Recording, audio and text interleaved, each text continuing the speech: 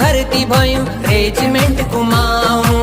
18 उम्र थी तब छुट के मेरो गाँव।